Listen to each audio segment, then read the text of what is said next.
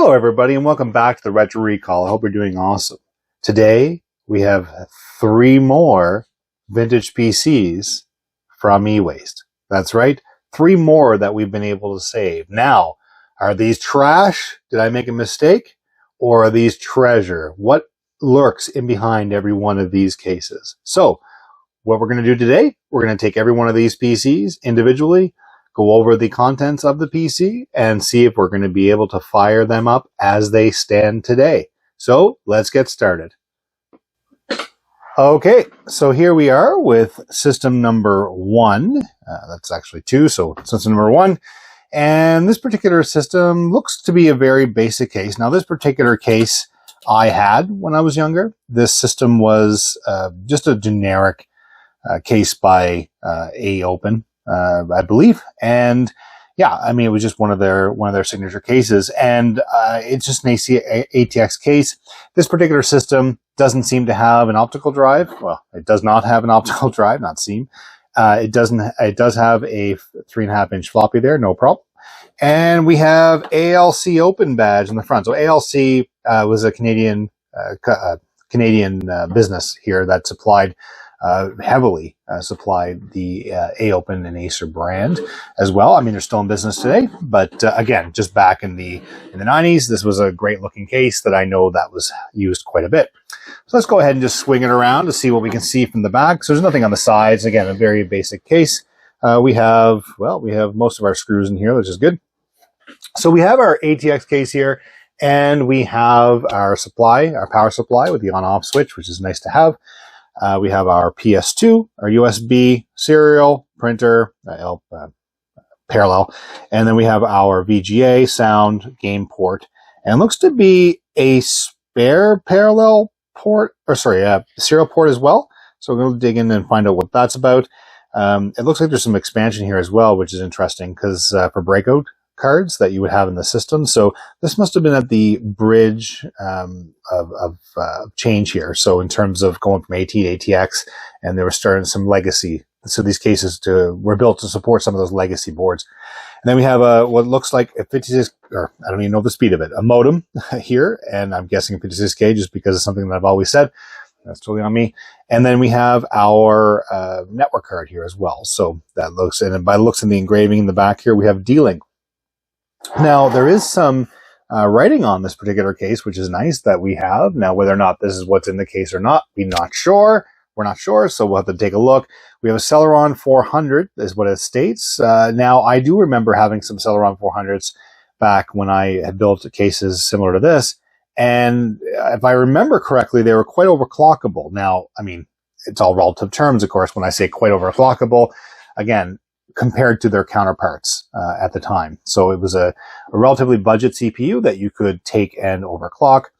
And I see a build date of September 23rd of 1999. So definitely something cool to see on this case. Now, again, as you know, when you take something from eWaste, you don't always have the opportunity to have what's inside, what's labeled inside. Obviously, people upgrade their systems from when they're first purchased and things like that. So again, that's a really cool thing about doing a video like this or digging into these systems is to explore what's in these systems. So let's go ahead and do that together.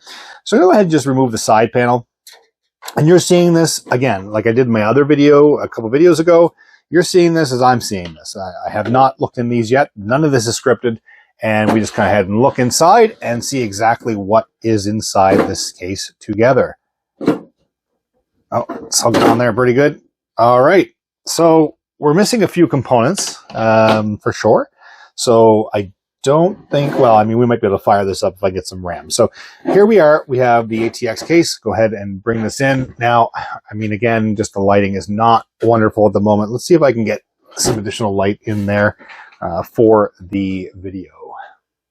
All right, so we have our trusted light in there, so that should help be able to see inside there a little better anyway. So we have our myriad of cables. So again, it's an ATX power supply, which we've determined already, which is nice. So I'm just going to scoot those across there to get them out of the way. So we have our IDE cable, which was very much loose on the board. We don't have a hard drive, so that hard drive is missing from the system. So we're going to have to obviously get a hard drive for it. Make sure nothing grounds us up out there. All right. So on top of all that, we have no memory in here, but the motherboard itself is an AOPEN MX3W motherboard. So that it does support the PGA 370 CPU. So again, that's the Celeron processor. The fan does turn on its own, which is wonderful. Hopefully that is still pretty good and going. So we have a breakout cable. So here we go. So we have a breakout cable for that. I thought it was going to be a serial card, but it's not. It's just an extra serial port for. So we have one that's built on the board and one that's a breakout. That. But anyway, the ALC warranty number in there as well. So yeah, I mean, it's pretty basic. I mean, the board itself is a nice board. I know I dealt with these AOPEN boards in the past. We have the typical coin cell battery that's in there, which is nice as opposed to a Varta battery or what have you. It looks like an Award BIOS based on what I'm seeing here. And yeah, so I'm going to go ahead and just get some SD memory from there. That's what it looks like, the form factor based on the slot configuration. I'll get some SD memory in there and see if we can get this fired up. Okay, so we have a stick of Kingston 128 megabyte of SD memory. I'm just going to do one just to see if we can get the system powered up.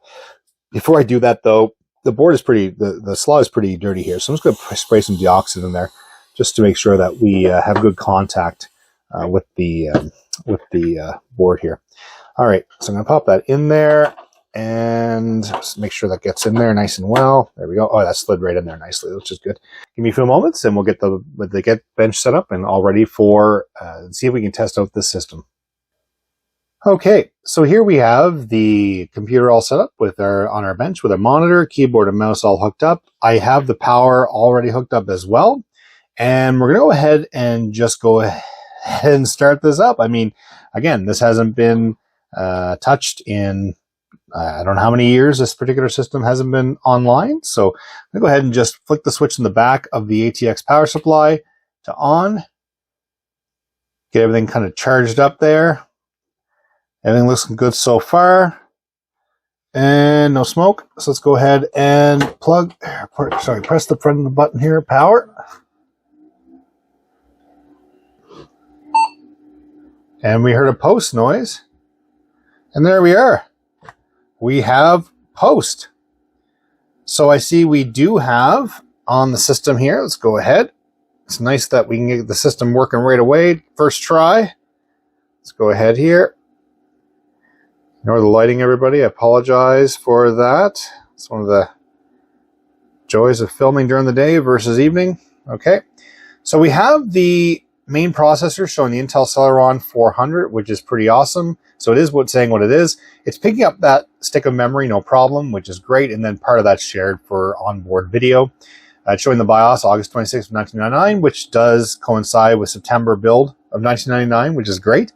And it's going to work on detecting some things here. So I am hearing there's definitely some bearing issues with that CPU fan that I have going on there. So I'm definitely going to have to put some oil inside that as well. I don't want anything to happen to that system. So let's go ahead and just hit enter and let it try to detect the ID drives, but it won't. And then we'll go into the setup just options to see what this BIOS brings us. Here we are, system number 1 with 128 megs of RAM, just because I had popped that in there. So we controlled that, but it does have that Celeron 400 computer in there, or CPU in there that we have, which is great. And we have our expansion cards, which is just our D-Link expansion network card and our modem card. Now, again, I'm not seeing anything here on indicating of the modem. It's probably a 56K based on the rest of the stats of the system. But yeah, so I would say that this system is a candidate to be salvageable. On to system number 2. All right, so here we are with system number 2. And I just love the look of this case. I just love the style of the case. And one thing I didn't mention in the last part of the video is the beige, or the plastics on the system aren't your typical faded beige. So these doesn't look like these saw a lot of sunlight, which is really, really, really awesome when you get them in this condition. And then it just makes the restoration process that much easier. So we have another, looks like a custom built PC. I'm not familiar with the particular brand of this case that would have been used, but again, we can explore it as we go through here. But we have an Acer, looks like an Acer 36 speed CD-ROM drive that's here. We have Access Custom. So that's the case badge that's been stuck in the space there. 3.5-inch floppy, all of our indicators for what looks like to be our power and our hard drive. I don't know if that's meant to be a turbo with the lightning bolt that's there. I mean, I don't know if these had turbos for what it is, but again, just the case has that light. Power button, our reset button, which is quite dinky, to be honest with you, on this particular case. And then on the front here, we have a CPU badge that states Pentium 2. So that's pretty cool to have a Pentium 2 on the bench. I mean, let's go ahead and just turn it around, see what else is here. I mean, the overall condition of the case is really, really neat, really nice and clean. So that's really, really good. And then flipping on the other side, oh, okay. Well, we have a missing power supply. Just missing right here. See, big hole in the back. So we got to get that fixed up. So we have a missing power supply. So I have no idea what that is. I'm assuming, again, it's an ATX power supply because it's the ATX form factor. But again, it's just something that I need to pop in there. So we'll get that. We'll try it out. See if the system fires up as well. So we have our PS2 ports, USB, same song and dance as we talk about all these systems. We have our 2 serial, in this particular case, parallel. We don't have any sort of sound or game port built onto this system. We do have 2 open card slots here that are here. And I don't know if a sound card would have been installed in there at some point. Obviously, things have been removed from the system before it was thrown into a bin. So yeah, it'd be interesting to see what this system has. And then here we have an interesting setup. So we have 2 video cards in this computer. Obviously for 3D graphics. So we have our 2D card and our 3D card. No idea what the 3D card is. So we have our pass-through. So generally what would happen is you would hook up your monitor to the 3D card and it would pass all the standard information, the 2D information, through to the 3D card. So in this particular case, we don't have any screws on this side. So let's go ahead and just pop this off and see what is inside this computer. So far, no animals or bugs or anything that have jumped out at me. So that's really good. Hopefully I haven't spoke too soon on this. All right, so let's go ahead and just get our light kind of attached here. All right, so we have our CD-ROM drive up top. No cables connected to it, so no IDE cable, power cables, or whatever. So I don't know if they were in the process of getting ready to strip this system. But again, just not having the IDE cable connected to that. We don't have power for obvious reasons. We don't have a power supply, so it's not there. And again, the size of the power supply looks to be particularly fit to this particular system. So it's interesting the size of it there as opposed to a standard power supply. So, for the sake of the testing today, we can just throw a power supply and see if it works. So we have a Pentium 2 CPU here. All right, we have our 3.6 of memory. I'm just going to pop, I'm not going to pop them out if I don't have to, but I am looking at this and I'm seeing if I can read what's in them. They're SD memory. Let's just pop one out to see what is there. SD RAM, it's not, 256 megs in this one card. And there's nothing written on the second card, I don't think. Let's go ahead and take a quick look. I always love, these systems are always mysteries to me. I just love them. Just love to see what kind of you get. All I see is a beige case, and I'm like, okay, yeah, throw it my way. Because, I have a lot of parts that I can use out of other systems or just in general that I can use to help replace these. And I like to restore them again, like I said. Oh, here we go. We have another 256. We have 512, so I wonder if it has 3 256 megs in here. So let's go ahead and just pop this one in here as well. That's one thing about this particular loading system is slightly different than regular SD cards, just because they slide into the actual latches first before being pressed down. All right, and then do we have behind door number 3 another 256 megs of RAM? All right, in terms of video cards, we have a 2D card here. And I'm looking at the back, and I'm not seeing any particular markings that would indicate what video card that is. So you know what? I'm really curious. Let's go ahead and just pull that out. I don't want to do any damage to this card. Again, this was thrown into a bin, even with that cable in the back. Sometimes those pins in the back can break back here on the back of the card, and in this particular case, it hasn't. But where it's been tossed already, we don't need any for being fragile here. And it looks like this is an AGP card, if I'm not mistaken. Yeah, entry level AGP card. Okay, so we have a Matrox. It doesn't say on the card what it is, but it does have the room for a SIM or a memory upgrade as well. And again, it's not saying anything on here as to what it is. Matrox, it says G2 Plus. So again, well, we'll turn it on and see if it shows up in the system or the BIOS, where this system does have a hard drive. So maybe this computer will boot into some sort of operating system, and we can see exactly what is on here, whether it's in the BIOS or what else. So I'll go ahead and just pull this other card out as well. This is the 3D card by the looks of things. And let's see here. I'm just going to go ahead and pull that out and see if we can find out what this card is in the PCI slot. It's interesting how the card is in there. All right. So we have a 3DFX card. Wow. Talk about a find.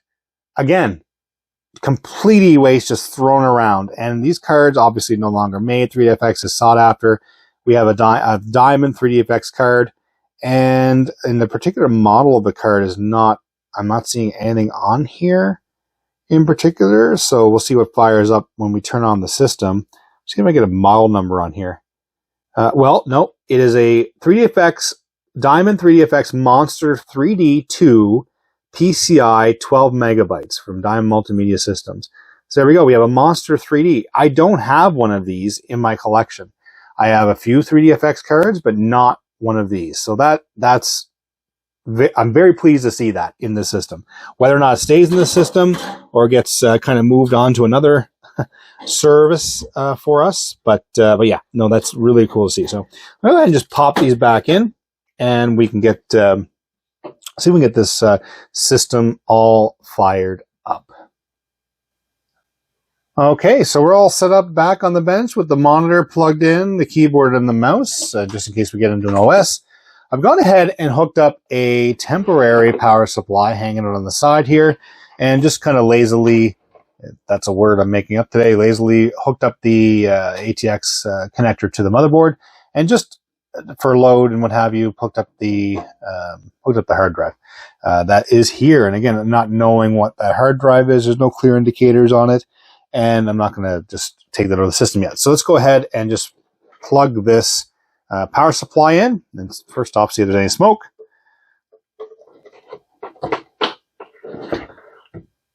Oh, power supply is plugged in, no weird noises, everything's good there. And let's go ahead and see if we can get this powered up here on the system.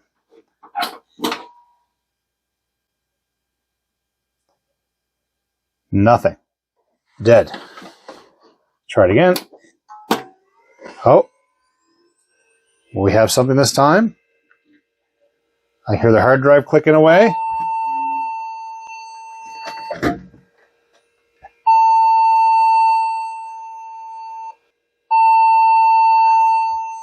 Okay, let's go ahead and just turn that off. And in any good troubleshooting, let's just go ahead and just take out the memory, both sticks, one by one, and we'll just use one at a time here. We'll just leave one stick in and see if that gets us where we need to be. Oh, where's the power button? There we go. Oh, it's complaining right away this time. No problem. Oh, I'm not in love with that power switch. When I turn it off, it turns back on sometimes right away. So it needs to be serviced there. Okay, so I'm going to take one stick out. And as I mentioned earlier, I'm going to go ahead and use some of the deoxit in here just to see if we can get that going. Assuming that it's the memory issue. We'll pop this back in. I have the CPU fan wire in the way there, so put that back in there. All right, that went in there nice and easily. So let's go ahead and turn it back on.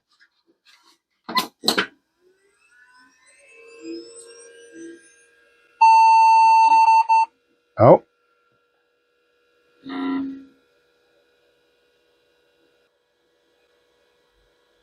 Okay, go ahead and turn it off again and turn it back on.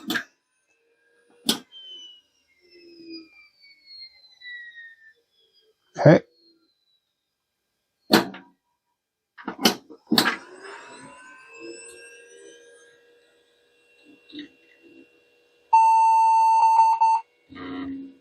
Okay, so it's giving us the same BIOS beeping error.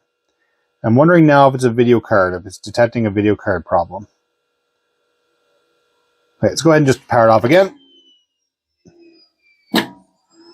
That power supply is not nice. Or the switch is not nice there. It just wants to not turn off. Okay, so I'm going to go ahead and just unplug the power supply for now.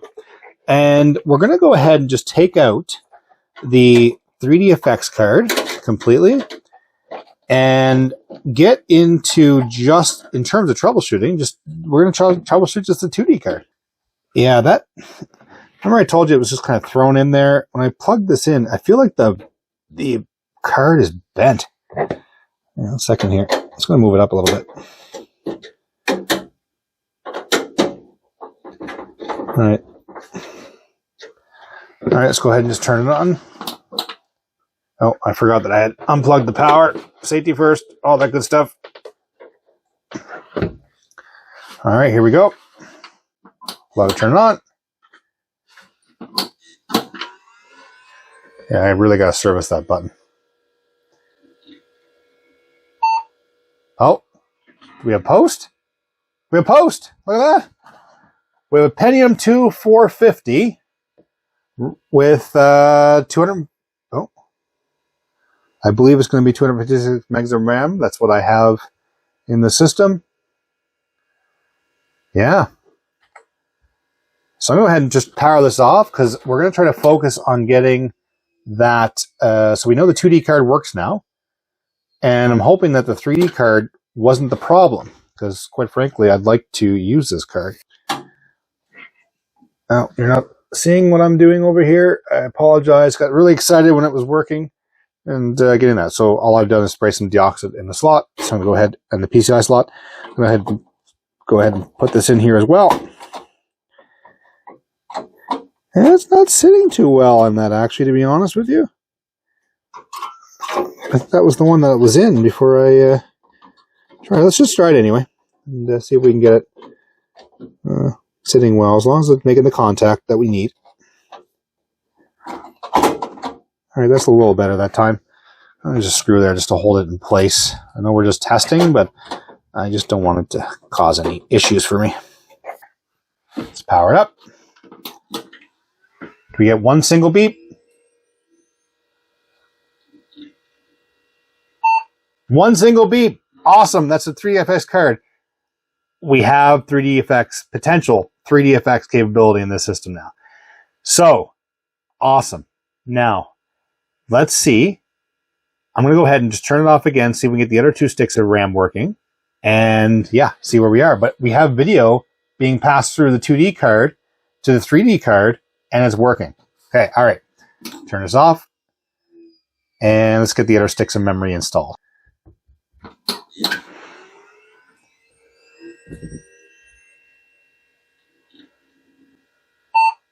One beep. That's what we want. Now, let's go ahead and push our luck a little bit. Turn it off.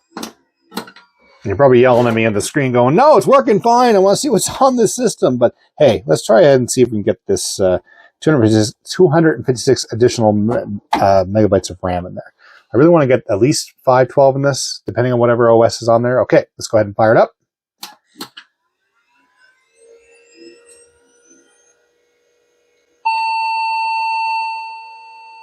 Okay, we have a memory problem. All right, let's pop that card out. I'm going to move it into the next slot. See if it's just an issue with that particular slot or the memory. And again, this could have been the issue with the computer. And I can go ahead and do some testing on those slots if that's what it is. Let's fire it back up. Let's complain about the memory right away. Okay, let's go ahead and just leave it out. We'll just go ahead with 256 just to see. This will be a future video to see if it's an issue with these sticks of memory themselves, issue with the slot, or what have you. Again, okay. All right, let's go ahead and pop this on. Oh, I say that. There we are. And see what pops up in this computer. Let's get the screen, or this all adjusted for the screen.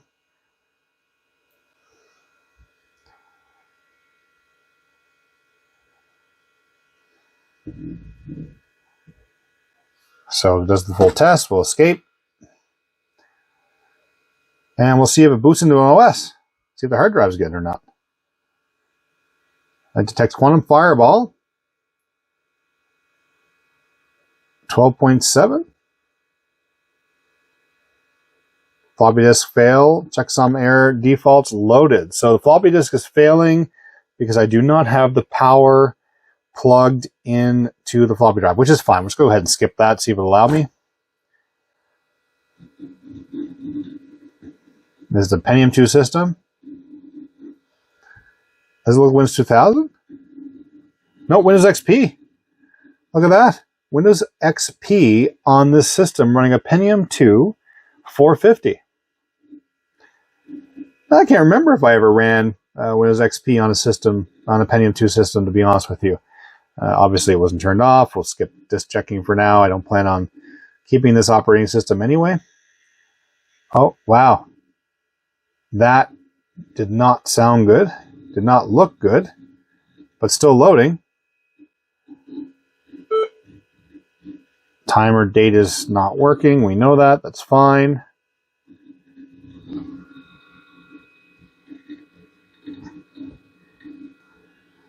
We don't have any sound on plugged in, but that's totally cool too. Again, just seeing what's on the computer. And there we are. We actually have a working system. That this is crazy. I'm flabbergasted at the fact that, you know, as collectors, the 3DFX card specifically, but I mean, these old systems are becoming harder and harder to find. And when you get a lot like this and it turns on and works, and you saw the minimal troubleshooting that we did, we were able to get this system fired up. This Pentium 2 450 computer is fired up within a few minutes of cleaning out the memory, adding a power supply, which could have been the reason this was tossed. Power supply is dead. It's an old computer. Don't care. Just throw it. All right, let's just go ahead and see what we have in the system in terms of hardware. So it was registered to a Steven. So hi, Steven, whoever you are. Thank you for throwing this in the e-waste for us. All right, so our computer, standard PC, disk drives, Quantum Fireball, EX12.7A. I don't know what that is in terms of size. So it's just a 12 gig. Oh, yeah, okay, so it's just a 12 gig hard drive with 4 gig of free space. All right. So display adapters, we have the Matrox Graphics MGA G200 AGP display adapter. So, it's not detecting the 3DFX card that I'm seeing here. Oh, no, okay. No, the drivers aren't installed for it. It's just multimedia video controller. So it does need the drivers installed for that. So probably why it's not picking it up. It's right there. So it is picking it up, but it's not. All right. Floppy disk controllers, because, I mean, we're passing through the Matrox through to the 3DFX card and plugged in this monitor to the 3DFX card. So it is detecting something, but it's using the 2D graphics right now to be able to display. Yeah, there it is. So it is displaying the computer, the monitor on this. All right. So we have that. And for sound, I mean, it has video or sound codecs. It must have been previously installed, but there's no sound ports on this computer. So I don't know if the chipset is there and there was a Breako cable for the audio or not. But again, it's a great candidate for a good sound card to go in here. All right. So here we are. We have a fully working Windows XP computer from, you know, I forget what year this would have been from, but Pentium 2 450 processor. We just only have 256 megs of RAM right now until we can troubleshoot it. But that's really awesome. And another thing we need to do is get that 3DFX card working. So I'll make those notes on this computer and we'll move in to number 3. Okay, so we have another awesome system here. I personally like this case. I like the styling. I'm not a huge Chrome fan, fake Chrome fan. And on this system, number 3, it looks like we have an LG CD recordable, rewritable drive, 8-speed write, 4-speed rewrite, and 32-speed read. So awesome to have. I like the LG brand personally. The styling was nice, and the drives I found were reliable. So powered by ASUS on the front sticker, so no idea what's in the system specifically. We have our power button, our reset button, our indicator lights on the front. On the side here, and there's nothing on this side that I can see, but on the side we have 2 USB particular ports here, so that's interesting to see. And then we'll swing around the back, and we'll see what's in the back here. So we have our standard I/O panel in the back. Interesting, this is taped up here. We have our I/O panel in the back, our ATX power supply, our PS2 ports, USB, serial, same show again. And yeah, so let's look here. So we have a video card with looks like video out in terms of, like, it looks like S video out from what I understand here, from what I see. So that's interesting to have on a video card there. We have USB 2 ports that are here labeled on the back. And we have a sound card with our game port and our 5 ports here as well. So interesting to see what type of sound card this is. My guess would be a Sound Blaster of some sort, but we'll go ahead and see. So go ahead and just swap this around to the side and take the side panel off together and find out what's in this mystery PC number 3. All right, here we are. So we have a computer. Let me just get the light in here installed again. Nice thing about these lights are magnetic, so it's great to pop in here for some additional lighting. So in here we have. I'm just going to see if the motherboard manufacturer is written on here. And interesting how these cables generally are unplugged from these systems. We have P6V693A/A9. The motherboard is not labeled, but hopefully when we power it on, it will show the brand of the motherboard as well. So it looks like we have an Intel processor that's on this board. I'm not sure, due to the size of what this is, what this CPU would be. To be honest, ATX system, my guess is a Celeron or a Socket 7. But again, just see, because probably more of a Celeron just because it has early AGP on it. But could we possibly have 2 Celerons in today's video? We'll see. All right, in terms of the video card, let's just go ahead and take that out of the system and see what is in store for us in terms of the video card. I really want to see what type of video card and sound card specifically are in here. All right, we have it's an AGP card. Let's pop this out. And this is always fun to navigate. All right, we have an AGP card.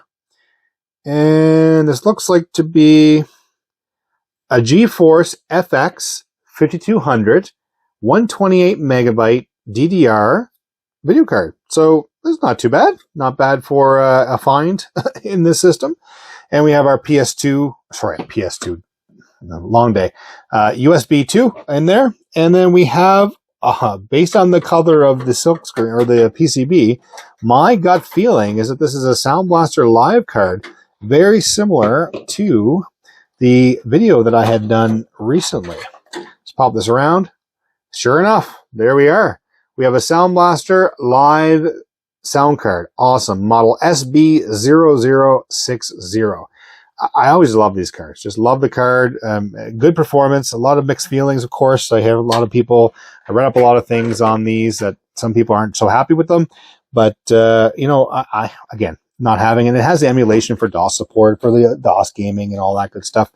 So yeah, that's not too bad. All right, I'm going to go ahead and just pop those back in. It's nice to see what is in the system in terms of those cards.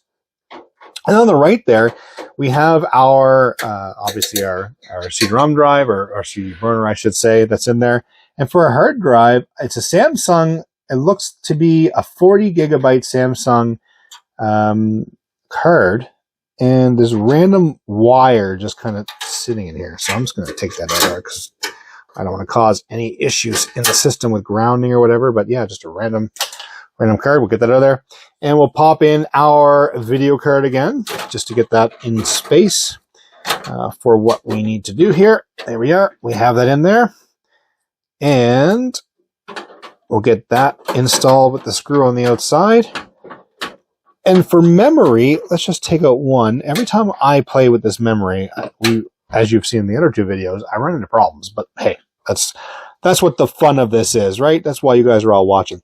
All right, let's pop this other card out, or this stick of RAM. So that's DRAM. That's what it is. It has 128 written on it.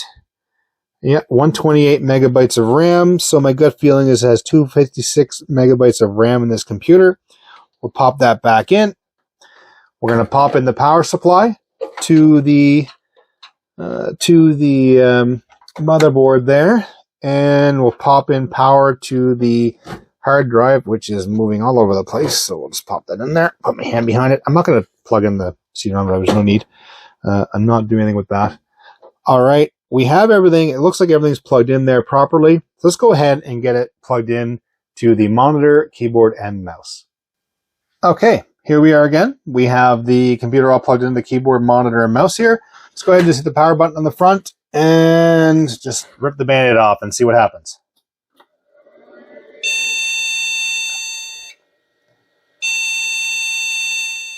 That sounds like a memory problem again to me. See what happens every time I take the memory out. Oh my goodness. Okay, let's go ahead and just get that memory all out. We're not going to fool around with it this time. And we'll pop that out. Now, it might have had a memory problem to begin with, of course. Again, I always say that. It might be something that the whole reason why... Oh, that one was very, very, very, very stiff in there. I'm just going to use some Deoxit contact cleaner again. And we'll get all that kind of cleaned up. Oh, the end came off there. Let's get that done. Get that back in there. All right, do number 2. I'm being a little bit direct with it just because I'm putting enough in there is what I'm trying to say. Because, again, just where the system is not exactly the newest. And, yeah, it's just good to, there we go. That went right in there, no problem. And we'll do the same thing here with the other stick of RAM. That's in there too. Yeah, I just noticed that it was very, very difficult to slide out, and if it's hard to get out, it's probably going to be some issues. So let's go ahead and power it up again.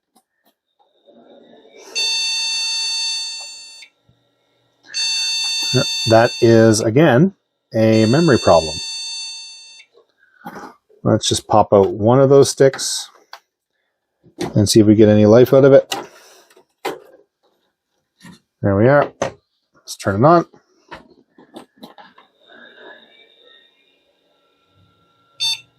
And we have liftoff. Quality Innovation QDI. Whatever month, system that is. Oh, okay. Let's go back. We did not get any of the information from the system. Do that splash screen.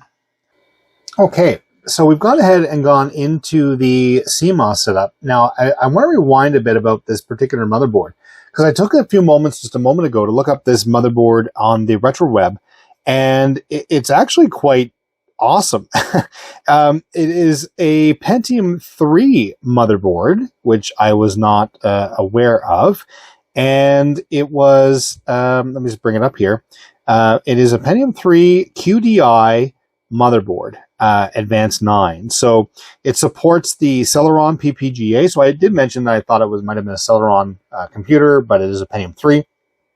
It has front side bus speeds of 66, 100, or 133 megahertz. Supports up to 1.5 gigabytes of memory. And I mean, I looked at it again just while I was on editing, and it's really cool that it has the AGP slot. It has the 5 PCI slots and the 2 ISA slots. I mean, it's a really well-rounded motherboard. I'm not familiar with QDI myself, and I mean, what confused me is it was powered by ASUS on the front. And I thought it was going to be an ASUS motherboard. And the more I look at this, again, it's just a really, really awesome motherboard. So I was able to get into the CMOS here, and I'm just going to go into standard CMOS setup. So it's holding the date, so it seems like the battery is working just fine. And I can go in here using it says here, the SpeedEasy CPU setup. So no jumperless motherboard, apparently. So I can go in here and I can go ahead and just change the front side bus speeds to see what we can get out of it. But I mean, I'm seeing default is a Pentium 3 1000 that's in this computer, which is great. This is the fastest Pentium 3 that I have now in the retro type collection. And then our system monitor again, which is showing 27 degrees. CPU fan is showing at 48 degrees Celsius. So great. Just nice to see the voltages and everything looking pretty good on this power supply. The fact that I don't need to use my multimeter on that is even better. And then sort of exit without saving just because, just because. All right, quick without saving. We didn't make any changes. There we are. And we're spinning it back up to see if we can get into anything on the system. All right, so showing system boot failure. So my guess is if this was on the secondary master, and based on what I'm seeing in the cable configuration here, that there's an IDE that might have been plugged in right here. And that could have been the master, and the secondary would have been the drive itself, the optical drive. So my guess is that whoever had this did take out their data drive or their primary drive and left the secondary in here. But it's detecting it no problem. It's spun up no problem. So yeah, I mean, I consider this a success again. We have the three systems. I mean, we have a Pentium 3 1000 that was here. We had a Pentium 2 450, and we have a Celeron 400 computer. Well-rounded CPUs for various applications. Again, we need some work on some of the memory, but I think it's overall pretty good to see where we are. So let's go ahead and get the bench all cleaned up and wrap this up. And here we are, all back, all wrapped up, looking at these three beautiful systems that were thrown into e-waste and recovered by yours truly. And really excited to be able to share this stuff with you guys. I mean, we have three systems, retro PCs, vintage PCs that we're going to go e-waste, be torn apart, crushed, recycled, and we have all three. We have our Celeron 400 computer that we need to do some work on, but overall we were able to get it going. We have our Pentium 2 system, which is a 450, I believe, as well, running Windows XP. Power supply is loaned, of course, didn't come with one, but hey, we got it going to running Windows XP, which was really awesome to see that we have two working systems right here with a little bit of troubleshooting that we had to do on this video. And then over here we have our Pentium 3 1000 computer with no OS. Just the possibilities are endless with these PCs for vintage hardware, running retro hardware. And again, I was just as an exit here, I was reading a bunch of things and comments online of people saying, well, why are you doing this? Why does anyone take this old hardware and restore it and work on it? Just get emulators and run DOSBox and all those things. I'll tell you, like, I just love running it on the old hardware, the real hardware, to get the feeling of running those games, running the software, and as if you're being back in the day when you were using these things. And I do realize that poses its own issues as well and challenges, but that's part of the fun. That's why we do this in the retro community. And here we are. We have these three beautiful systems. Again, a continuation of what we had as well. And if you didn't see that video, I'll post it in a box in this video as well. Please click on that. Go look at the other videos that we have on the vintage e-waste series here. So it's really, really awesome. And we'll have more to come in the future. So if you like this video, please give it a thumbs up. If you haven't already, please subscribe to the channel. Really helps this guy out and helps me bring new content to everybody. Hit the notification button. You'll be notified when I make new content such as this. Leave a comment below. I try to reply to everybody. Love the interaction. For now, thanks a lot for spending time with me today. Have a great day, and we'll see you in the next video. Bye-bye.